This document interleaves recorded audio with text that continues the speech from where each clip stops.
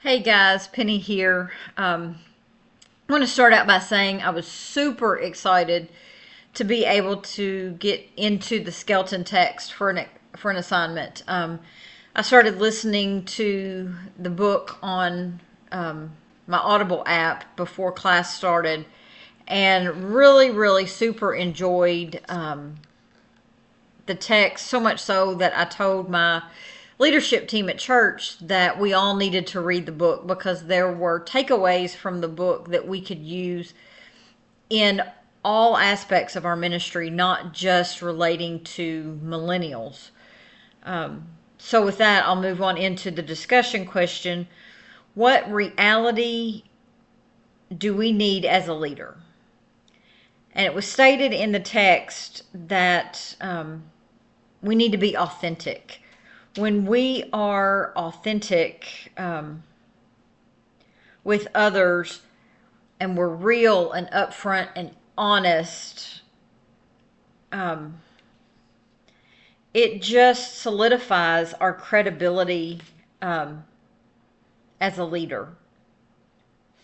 We also need urgency. We need urgency for involvement in the church, because when people are involved and take ownership of things within ministry and within the church, not just millennials, they take ownership and they take pride in that ministry. They take pride in what they're doing for the church and for the kingdom. And our churches and our ministries will flourish when people are involved and take that ownership and that pride in those ministries. Now, how can mentoring and discipleship help you overcome your shortcomings? If we invite others to follow us as we follow Jesus, it allows others to see that it's okay not to have it all together. No one has it all together. The only perfect person that ever walked this earth was Jesus Christ, who lived 2,000 years ago. So people need to see that we are human. So that, you know, that leaves us vulnerable for our shortcomings, but that shows the people that we are leading and that we're mentoring that it's okay. Just because we have shortcomings doesn't mean that we can't help in other areas. We can also lean into others as we need strength and to provide guidance to us when we encounter areas where we need help. They brought up a great quote from Billy Graham in the skeleton text.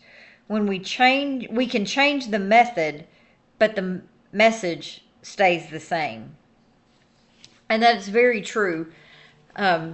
In church life today, we're constantly having to change the way we do things. We have to liven up the music. We don't have to, I don't guess, but when we liven up the music and liven up the presentation of the message, that brings in that younger generation to help us to continually grow, because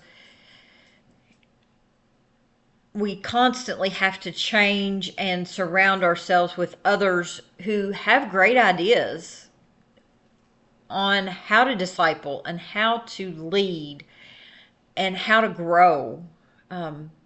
We can't just stay stagnant in how we do things.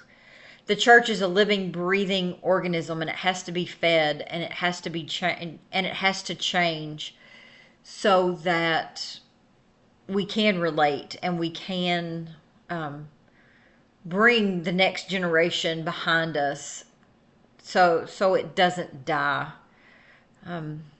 That's a great quote and a great message, that as long as we're keeping the message the same and keeping that truth alive, it doesn't matter how we do it, as long as that truth is there and being told. Hope you guys have a great night.